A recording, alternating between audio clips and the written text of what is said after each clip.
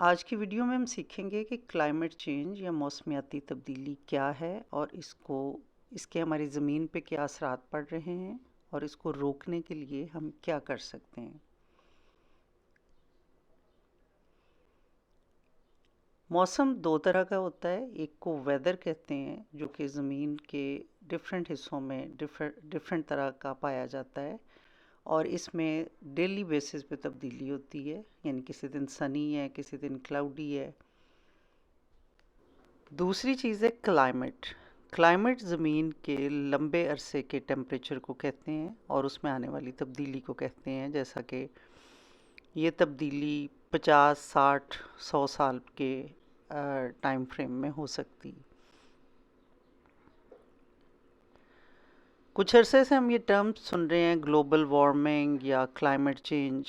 इसका मतलब है कि पिछले 100 साल के से हमारी ज़मीन का जो टेम्परेचर है वो गर्म हो रहा है और इस गर्मी के असरात ज़मीन पे पाए जाने वाली इंसानी, नबाताती और हैवानी ज़िंदगी पे बुरे पड़ रहे हैं। इसको समझने के लिए सबसे पहले ज़रूरी है कि हम देखें कि हमारी ज़मीन काम कैसे करती है। हमारी ज़मीन ने एक गैसेस का ब्लैंकेट ओढ़ा हुआ है जिसको कि एटमॉस्फेयर कहते हैं। ज़मीन जो सूरज की हरारत को ट्रैप करती है, ये ब्लैंकेट उस हरारत को वापस जाने से रोकता है। इनको ग्रीन हाउस गैसेस कहा जाता है, जिसमें कार्बन डाइऑक्साइड, वाटर वेपर और मीथेन हैं। और जिस तरह ग्रीन हाउस सूरज की रोशनी को ट्रैप करता है और सारी हरारत को वापस बाहर जाने से रोकता है, बिल्कुल इसी तरह हमारी ज़मीन भी इन गैसेस को कुछ ट्रैप करती है और कुछ रिलीज़ करती है, लेकिन सारी की सारी एटमॉस्फेयर उसको बाहर उन गैसेस को बाहर नहीं निकलने देता।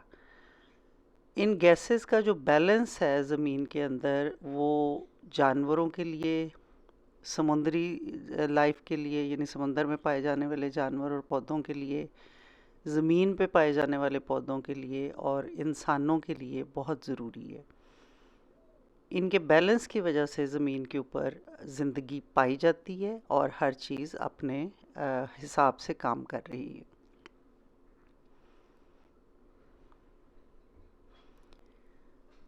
अगर ये गैसेस एटमॉस्फेयर से बाहर निकल जाएं तो ज़मीन बहुत ठंडी हो जाएगी और यहाँ पे किसी किस्म की भी ज़िंदगी का पाया जाना मुमकिन नहीं होगा। इनके बैलेंस की वजह से ज़मीन पे हर चीज़ की ज़िंदगी पाई जाती है और ज़मीन खुश है।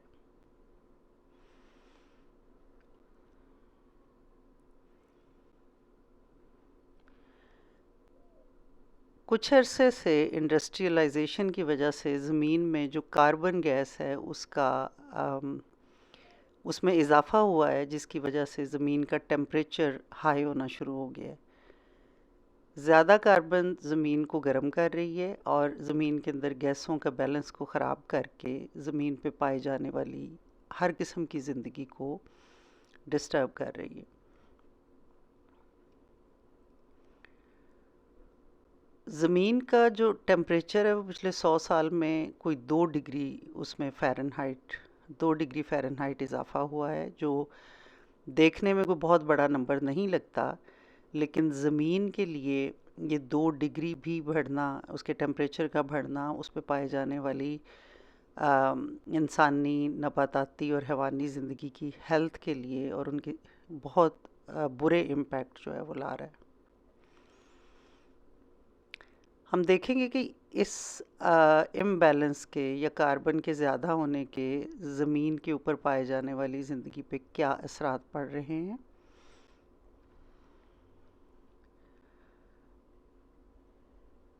समुद्रों के अंदर जो पानी है उसमें पीएच बैलेंस ख़राब हो रहा है, उसके अंदर तेज़ाबियत में इजाफ़ा होने की वजह से समुंदर में पाए जाने वाले जानवरों की ज़िंदगी और पौधों की ज़िंदगी ख़राब हो रही है और ख़तरे में है। हमारी ज़मीन के दोनों पोल्स पे जो आइस है वो मेल्ट हो रही है और वहाँ रहने वाले जानवर अपने हैबिटेट लूज़ कर रहे हैं, यानी उनके घर, उनके रहने की जगह ख़त्म हो रही हैं।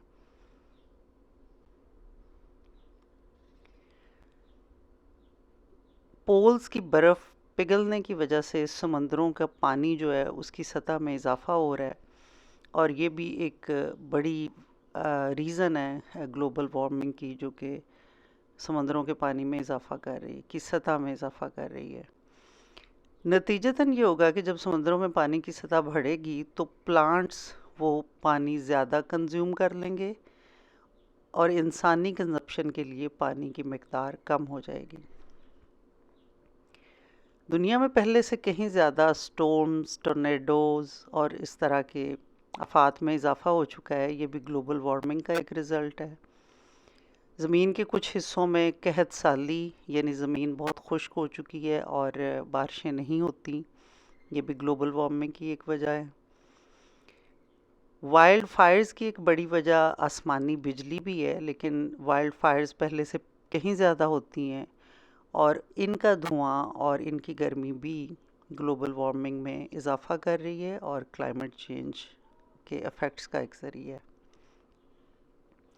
अब हम देखेंगे कि हम अपनी ज़मीन को कैसे बचा सकते हैं, क्योंकि हमारी ज़मीन हमारा एक ही घर है जिस पे हम भी रह रहे हैं और हमारे आने वाली नस्लों ने भी रहना है।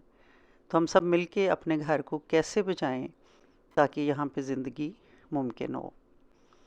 तो कुछ चीज़ें जो हम इंडिविजुअल भी लेवल पे भी कर सकते हैं और सब मिल के भी कर सकते हैं, वो ये कि ज़्यादा से ज़्यादा दरख्त लगाएं, पानी ज़्यादा ज़ाया होने से बचाएं, बिजली बचाएं, जिसके लिए कि आप लाइट्स को टर्न ऑफ करें, चार्जर्स अनप्लग करें, चीज़ों को रीयूज़ करें, प्लास्टिक का इस्तेमाल कम कर दें, बिजली जो है वो दूसरे ज़रियों से पैदा करने की बजाय सोलर एनर्जी यूज़ करें, कारों को का इस्तेमाल कम करें और बाइक्स राइड करने की आदत डालें। हम सब मिल के अगर छोटी छोटी चीज़ें भी करेंगे तो इंशाल्लाह हम अपनी ज़मीन को बचाने में कामयाब हो सकते हैं। Thank you for watching. जज़ाकल्लाह खैर।